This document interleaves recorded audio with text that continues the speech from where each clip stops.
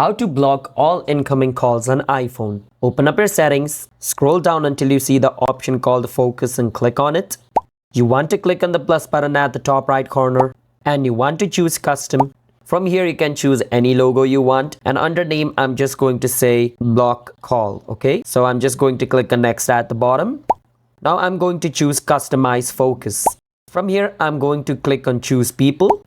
And I'm just going to untick all of these people from over here, and I will click on allow notification from and then click on next at the top right. Now I will choose allowed people only and click on done at the top right.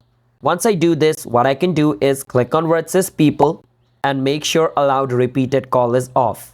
Now you can close this. Now what I have done is basically I have only allowed the people who I chose to call me, but I have chosen nobody, which means nobody can call me. So to turn this on, I can swipe down from the top right corner and this control panel will open up. Now I can click on focus and turn on blocked calls. And just like this, once this is on, nobody is going to call me. And once this is off, anybody will be able to call me again. So that's how we guys can block all incoming calls on iPhone. Subscribe to our channel for more videos like this.